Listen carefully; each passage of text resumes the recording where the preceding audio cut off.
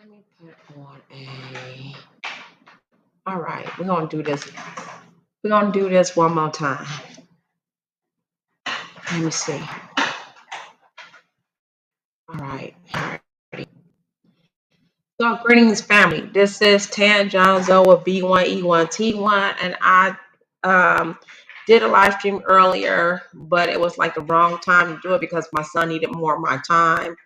And I've been giving. It's not like I haven't been giving him any time. I've been playing with him and things like that, but I also had to sit down and work on some things. I'm also a home. I work at home as well, and I do networking. I have a lot of paperwork I have to do, and trying to build businesses, things, and trying to find ways to get us money together. But this right here is dedicated to the Black women empowerment, um, the survival of Black femicide, those women who survive Black femicide, such as myself. We got something in the makings. We're going to be doing something together, and we have to come together, okay? And we're going to talk about that. I am announcing that I'm going to have a live stream on Saturday at 3:30 p.m. Um, every Saturday. I'm thinking what I'm going to do is I'm just going to, we're going to have a ball. And I want to talk about a few things. I want to get us unwind and talk about certain things that we could do as Black women. This is not an anti-Black men channel. For those of the 18% that are very good Black men who have a wife, who does their children, who are there for their kids, um, it's wonderful. You're more than welcome. Black men who understand what's going on, the bullshit that's going on within our community, and they know it's other Black men and not them, and they're more mature. You're welcome. You always are welcome here. And Black man who your feelings ain't hurt, but you know what the hell's going on, and it's this bullshit, and you understand why our sisters are doing what they're doing, but you still love the sisters. You're welcome. I really appreciate you. You're more than welcome to be here, and please like and share the channel. I am going to be another up and coming content creator as well pretty soon, but right now I would like to start off by saying this Saturday we're going to talk about building apps. We're going to talk about, we're going to give a shout out. We're going to give Nyla and other beautiful women their roses for doing the work on making awareness of Black femicide um, all over the globe, not just United States of America, but all over the globe.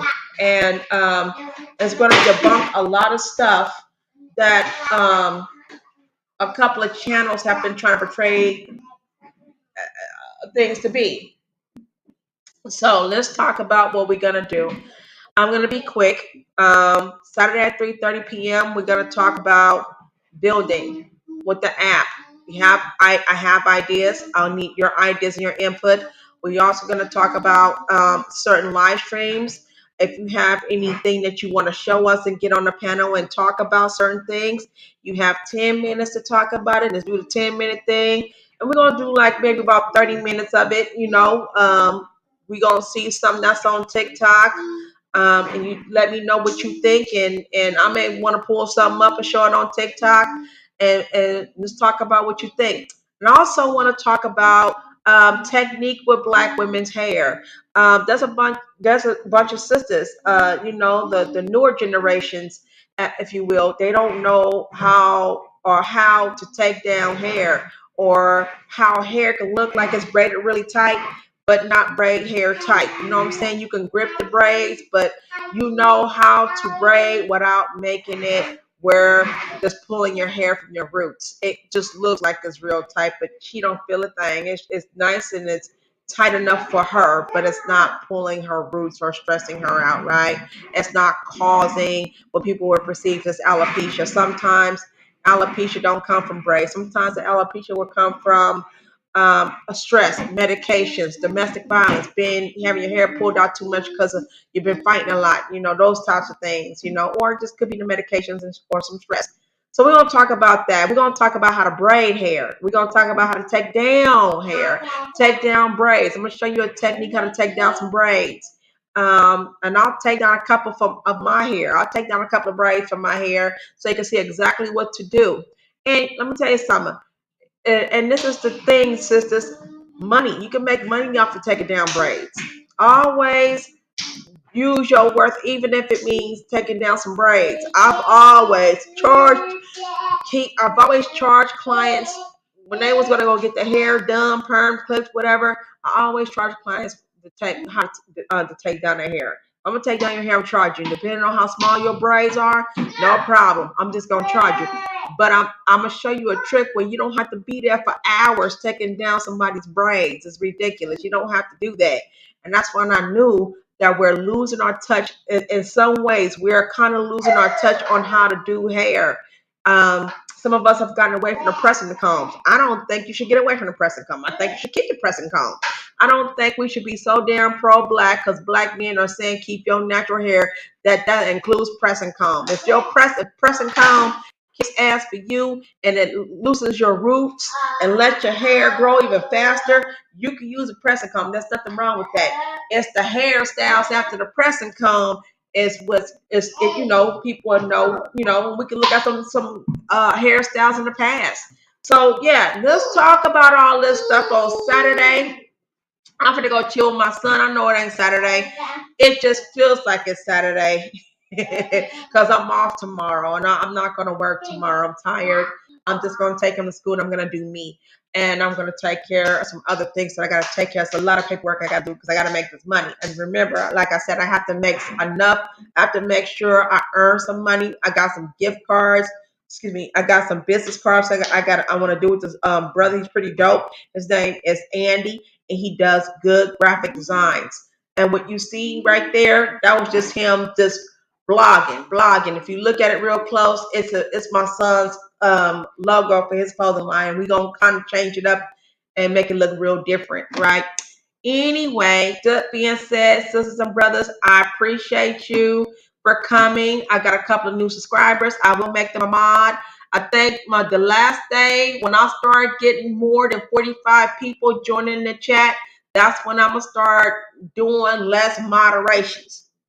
I'm only gonna mod up the ones that have my back or the ones who came here in support of me, regardless of how my YouTube channel. You gonna be a mod.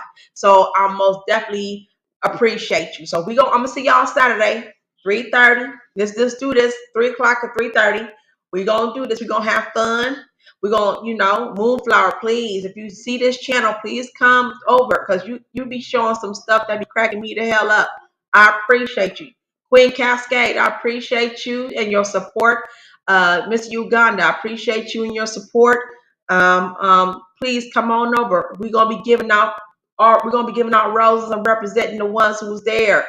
That's representing Black women empowerment. We're gonna teach some folks what to do, and we're gonna learn how to separate ourselves from other Black women who are not off the worshiping Black men train yet. Okay, we're gonna separate. We're gonna have to learn how to separate ourselves from them, as though Black men gonna have to learn how to separate themselves from some of the brothers who claim that they are, I don't like Black women. Why we gotta get bashed for this? No, we gotta Black men. You gotta separate yourself from. And I'm glad I'm starting to see some pull away from that, and I saw some on YouTube. It's like I think someone that woke up to sleep giant. I knew it was good Black men somewhere around there. I knew it was somebody somewhere around there getting up.